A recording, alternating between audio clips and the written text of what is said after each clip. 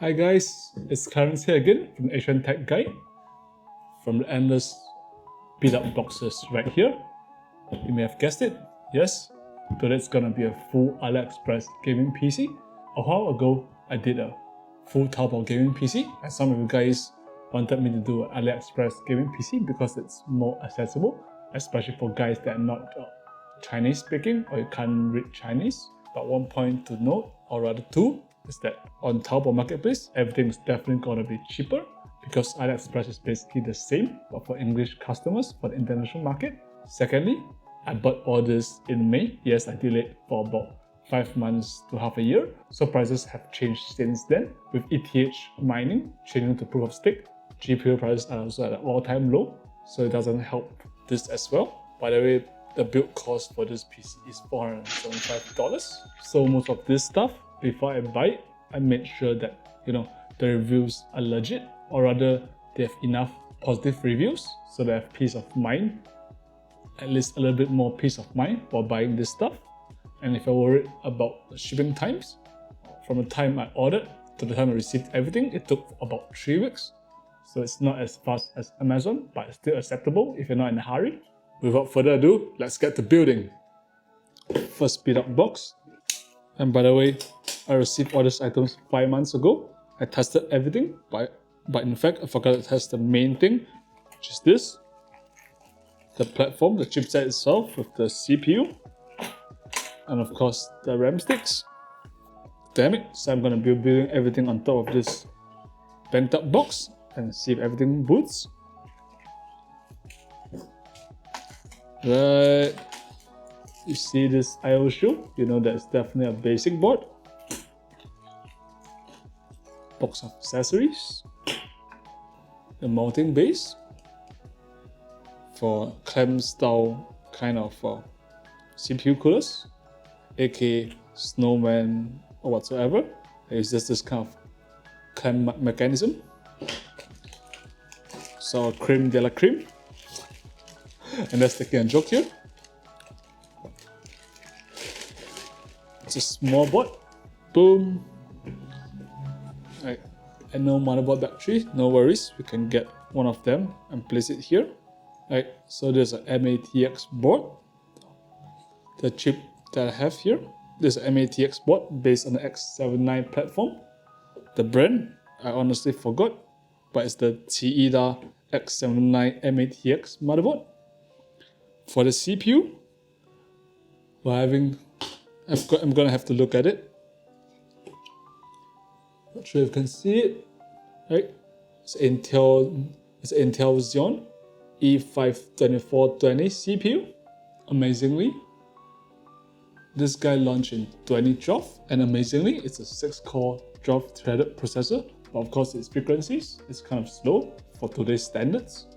It has a base frequency of 1.9 GHz and a max turbo frequency of 2.4 GHz. It supports RAM up to 1333 MHz, DDR3 of course. This guy already comes pre-installed. Before getting my hopes high, I'm just gonna remove the CPU just to see if there's any bend pins on the socket itself. Cross my fingers for that. Hey, it looks pristine. Come on, take a closer look. Yeah, the pins all look oriented correctly, at least to my naked eye. Cross our fingers. Through PC building, I learned not to be too optimistic because shit happens when least expect it. Yeah. As for RAM, 2 sticks of 8GB, giving us 16GB in total. The sweet spot for gaming. Still, in 2022, we could have probably got away with 8GB, but it is what it is. And I've got this black heat shoes, Hybex Fury. Yeah, it says DDR4, but whatever. These are meant to cover, this bare bones RAM kits, so it looks better because we have a case with a side transparent window. Yeah, we're not gonna put this on first. We're gonna test boot that system before I put this because it's gonna be a waste if the RAM kits are faulty and I stick this on. I'll waste my time doing that. Right, let's plug in these RAM sticks. Ain't nothing to decide how to put them because there's only 2 RAM slots.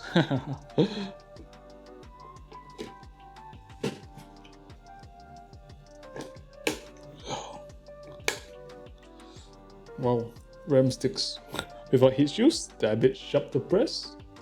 Create quite a bit of pressure on the fingers. Haven't done this for a while. Alright, we have some of these CMOS batteries lying around. I have a stack of this for some of my probe thermometers. Yeah, it says CR2032. I'm just gonna plug it here. I've read that sometimes without a battery it couldn't work, although what I understand is that the battery only stores the CMOS BIOS settings. Without it, everything just reboots. But just to play safe, I just plug it anyway. The GPU that we're using is this guy by Maxsun, the RX 550 Transformers. There's a 4GB card. It's real small and cute. I already tested that it's working. Boom. Single fan, so compact. Definitely works great for ITX builds. For the ports, it accepts 1 DP, HDMI, and DVI. And no backplate, but it's black, not so ugly green. And yeah, no supplementary PCIe power, so definitely easy if you want to plug this in some Dell or whatever pre-built. Now we plug this guy in, easy peasy.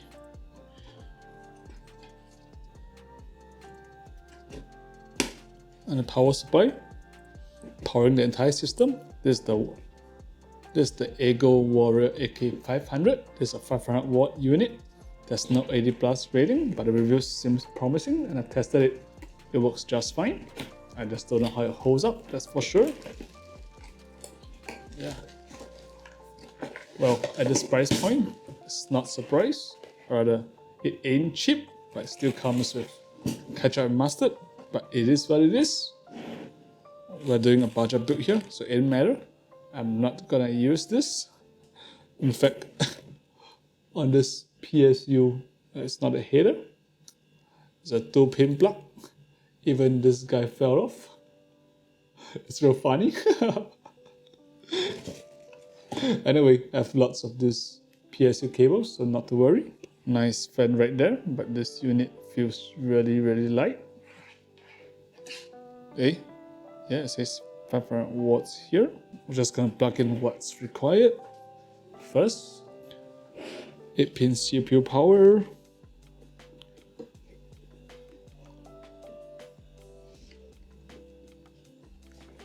And a 4-pin motherboard ATX power.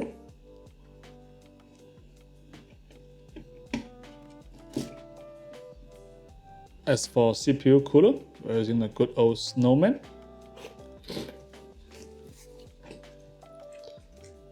This guy has 6 heat pipes. Dual fans, they're only 90mm, but more than enough for this build. I've used this on multiple occasions.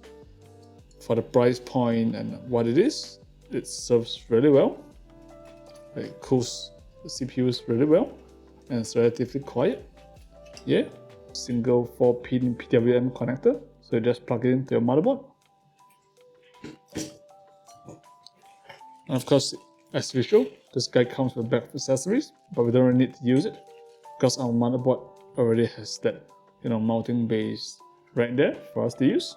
Never forget to peel this shit off. So at the first sign, if you don't want to forget to do this, as soon as you see this, just peel it off. It doesn't matter so much. If it gets slightly dirty with some dirt, it matters that much. It's much better than forgetting to peel this off. Right, just for the purpose of testing whether this guy can pose, we're not gonna install this entire CPU cooler. It's too much of a hassle. We're gonna plug in first the 4-pin PWM cable. Sometimes, if you don't plug this in, shit doesn't work for some reason. So we're just gonna plug that in. Okay.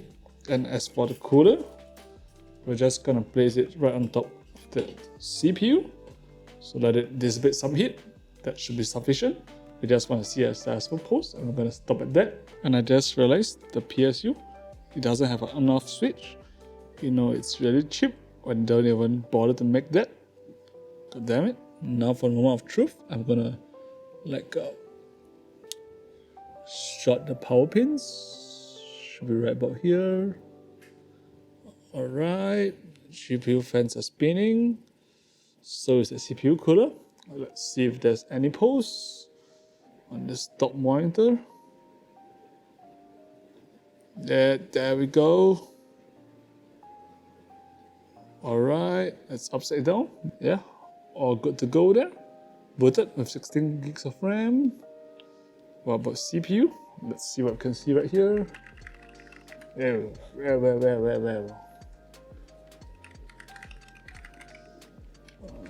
CPU. It's at 1900 megahertz. Ah, I got it. So Intel Xeon E5-2420. So good to go there. It's time to turn the system off and get to building out everything right where it belongs in that case.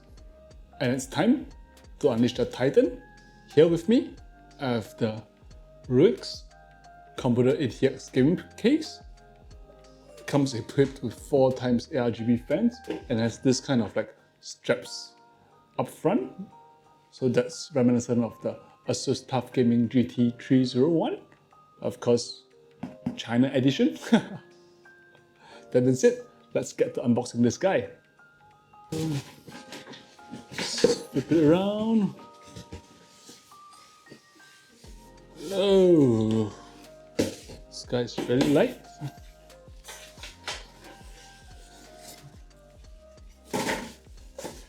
Boom.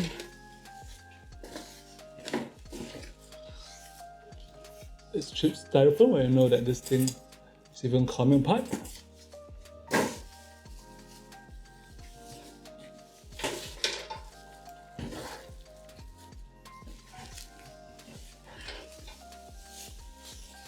Boom. Yeah, those are the straps I was talking about. It says RX 3 Gaming with these straps. Of course, you can't carry with this. They'll probably snap off. I wouldn't trust it. The top is this kind of perforated design. It's pretty cool. And the side looks like you have a side tempered glass, but here it is. That's plastic, alright. Or rather acrylic. Cheap as shit, which scratches easily. I don't really like it, but it is what it is when I try to go budget and then buy it from Aliexpress. And as for the rear of the case, I'm in the right side. They have this kind of like a cutout, not really cutout, but there's some more clearance here for you to like route your cables. But it looks a bit weird. A lot of the modern cases don't do this now. They have it flush, so they look more symmetrical and like more slick. To open up that side window, you just unscrew this 4 thumb screws. Yeah, they're not overly tightened, which I like.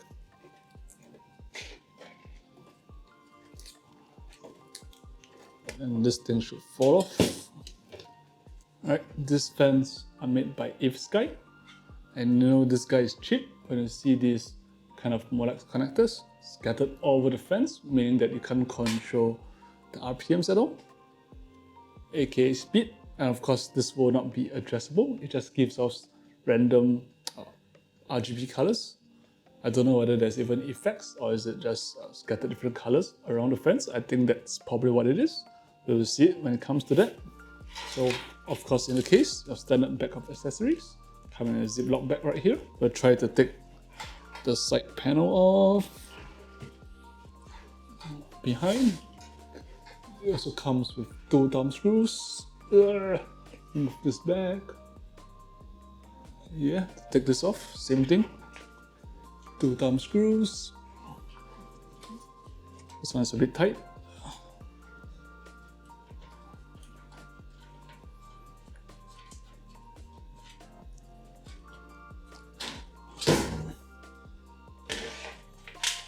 Alright, pretty narrow channels, no wonder they need that clearance on the side metal itself. And as for the back, the PCI slot covers, there's no way to unscrew these guys. They're all snap off as well, but that's fine. And the metal, it's well kind of thin. If you bend it like this, it flexes. So definitely while screwing stuff in, be sure not to over tighten or the metal will probably flex and bend a little. So that's one thing I forgot to do. putting on the black heatsink covers for these RAM sticks. Alright, this guy comes with some kind of double sided tape. I'm gonna place them somewhere along this thing. Should be good like that. Just peel it out. Paste it somewhere here.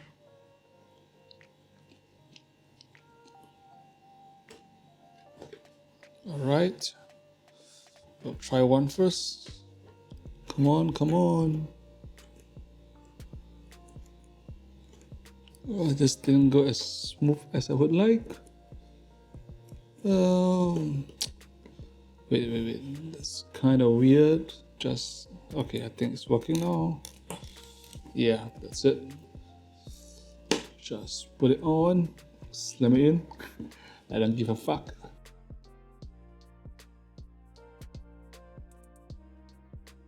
So these guys look pretty much more awesome with this black heat sinks installed. We will first prep the motherboard and install that mounting base first. They have these like plastic stubs which you push it through at the bottom first. Then afterwards you fasten it with some kind of black thumbnail. Push pin, with some kind of black push pin. Here we go.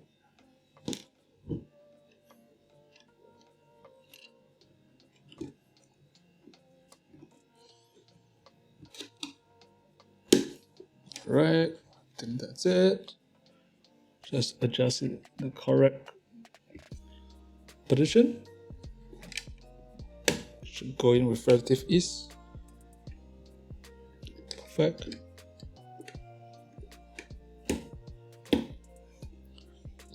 And the last one.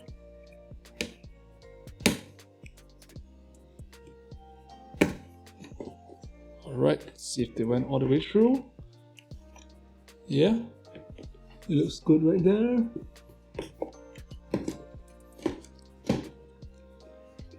Now we push just pins through just to fasten them.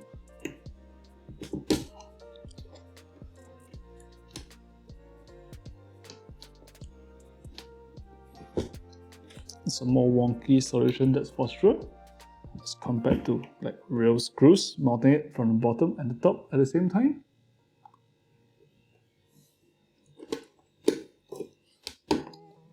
Alright, there we go.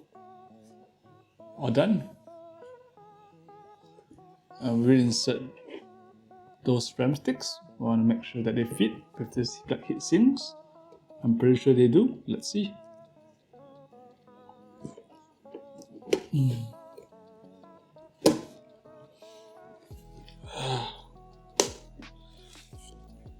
Alright, should be good. Another one.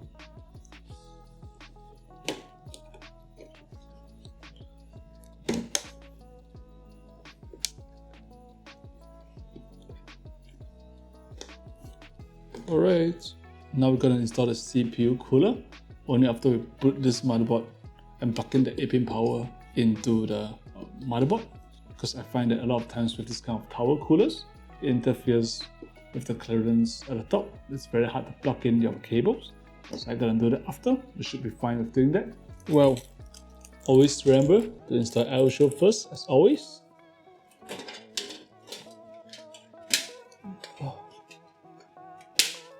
Alright, supposed to get satisfying clicks on all sides.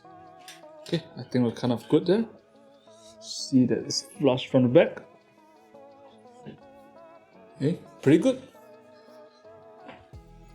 Just so you have a sense of what I'm talking about. I'm talking about this. The I/O shield. Yeah, make sure that the I/O shield is kind of flush to the chassis. Otherwise, we put that motherboard in, it may not align properly to the back of the I/O shield. And with that, the cables can't really plug in properly, which will be a pain in the butt if we were to redo that whole process again. So I'm gonna be using this SOM Ambulis 240GB SATA SSD, of course. First time going for this brand, so hopefully it all checks out fine. So as it turns out, the bottom of the case only accepts hard disk drives. I can still mount, I got a mount SSD at the side of the case, or at the front, but for the front, I'm going to take out the front panel.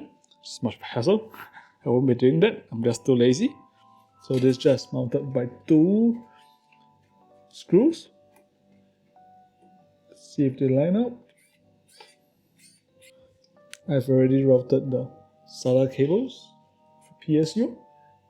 SATA power and the SATA cable to the motherboard first, because I just got a feeling that you won't be able to easily access it after install it in. Now for a power supply unit,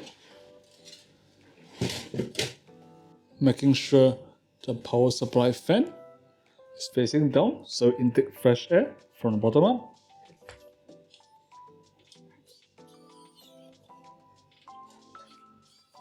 Now I like to stuff all the cables through whatever cable routing holes we have here, because we're gonna stuff them in eventually. Might as well do it now. For those we don't need, we're gonna bundle them up right at the bottom. I don't think we have enough space to hide everything behind, so we're definitely gonna bundle them up here. We don't need no PCIe supplementary power. We're gonna take it back up. For the rest, we need one Molex, 24 pins ATX, and the 8-pin EPS. So we're gonna route all of this behind, and we just bundle these guys up right here. Boom. Should be okay doing this. One bundle of ketchup and mustard. Right guys, and a lot of cable routing opportunity, especially at the top. So I'm going to use that good old trick of using this huge cloud here to route cables, making sure I don't cinch any cable right in there as I screw this whole thing in. So even the power cable, I mean the CPU power cable, I'm also gonna route it through at the top right here. So I'm gonna put this through this way and probably connect it up first, just like that. Okay, let's get this screwed down a little.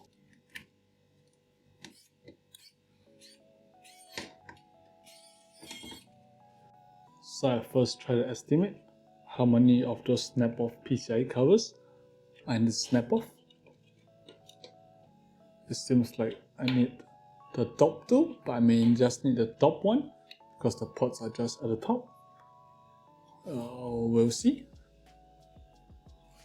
I just realized the topmost one, the PCIe stock cover, is removable, whereas the rest is snap-off. So if I can just use the first one, I don't have to damage the case, so to speak, without snapping off any of the PCIe stock covers. Maybe just do a test fit.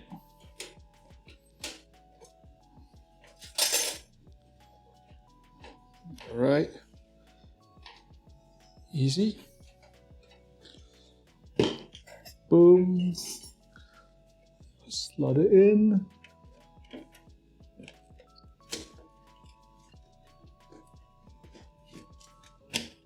Hey, it fits. So I don't have to snap off anything. Perfect. That's just perfect. Now it's time to route the rest of the cables. So connect whatever I need up to the motherboard and do some kind of cable management. So skip right through it. Now we install the CPU cooler included with the motherboard. There's this kind of thermal paste.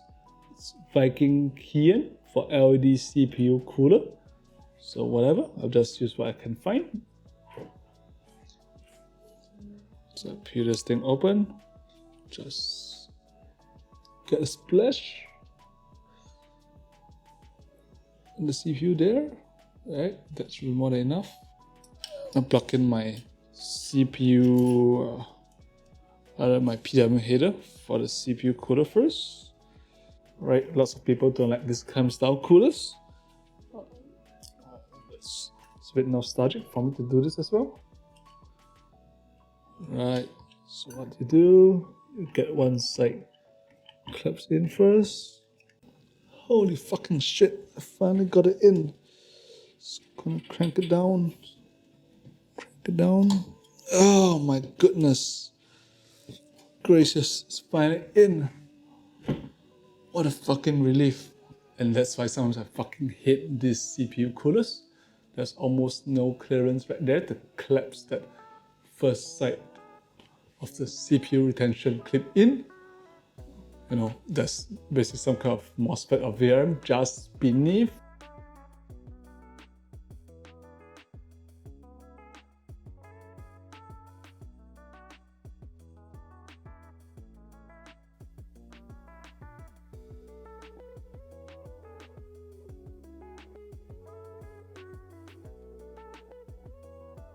Time to pop it. That RX 550, wonderful mini card right there.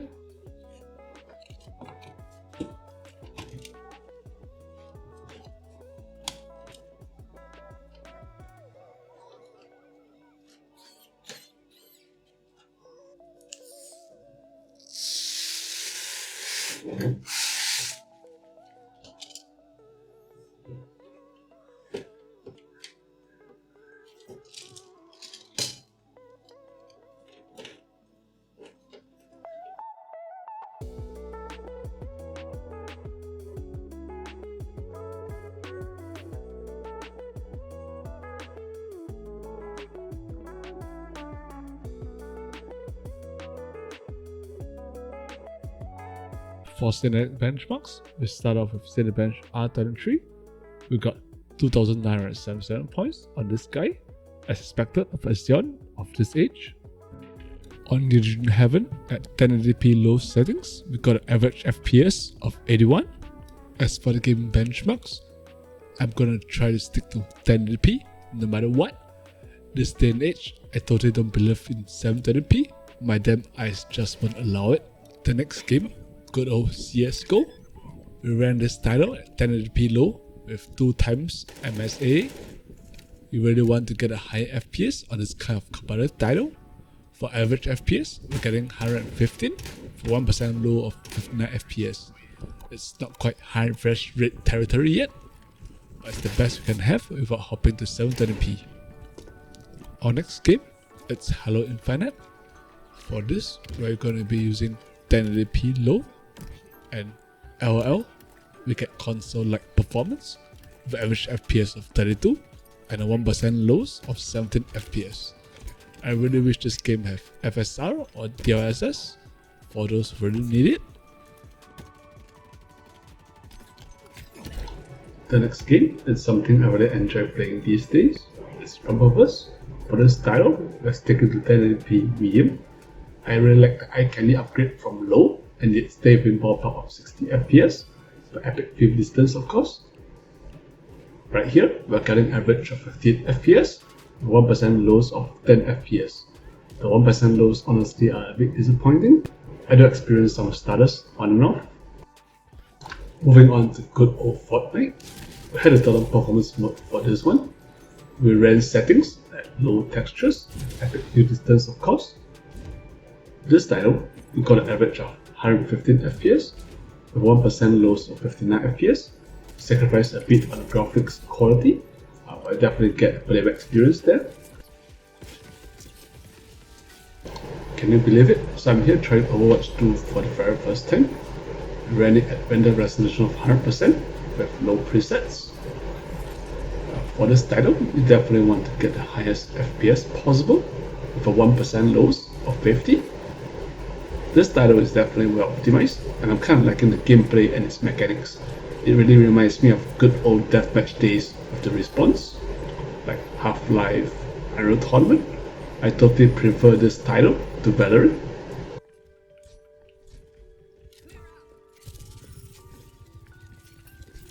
By the way guys, if you're still sticking around at this point of time, I appreciate it if you like this video and subscribe if you haven't. So guys, how do you like that? Full Aliexpress gaming PC coming in at under 475 Singapore dollars. Well, to be honest, the RX 550 and that Xeon is pretty aged, but it still works fine. especially if you're looking to play esports titles like I did in Benchmarks, Overwatch 2, CSGO. Those titles really still work on this platform. Well, some things I would definitely do differently. For first, GPU wise, I'll probably go for something used. I use GTX 970, goes for under $100 easy on Carousel Marketplace. If you're willing to snap, you can probably go even lower, and that will definitely give you a huge bump in performance. Well, the next thing I would probably change is the PSU, get something a bit more trustworthy. For me, I really like FSP because for the price, it's really unbeatable. FSP because it's really reliable. They are OEM for many reputable brands. And on Shopee, I found this model, the FSP HV Pro 550 watt unit, going for just $62. And if you buy it during sales, you can probably get it for a bit lesser. 550 watt is plenty fine for this kind of system. If you want more headroom, you can buy a 750 or 800 watt. This chassis, I would definitely get the original chassis. This ROX chassis is trying to copy. It's the Asus TUF Gaming GT301. It's just a few bucks more and comes with 4 included ARGB fans. So why go for the fake when you can go for original? And of course, the Asus TUF Gaming GT301 comes with the tempered side. And of course, it will come with the tempered glass panel instead of acrylic on this guy. If you go with the alternatives, like what I suggested, you would save a total of $60, bringing down our total build cost to 415 Singapore dollars. Crazy value on a budget, if you ask me, especially if you don't want to go use parts hunting. Oh yeah, by the way, check the video up above if it's something that interests you.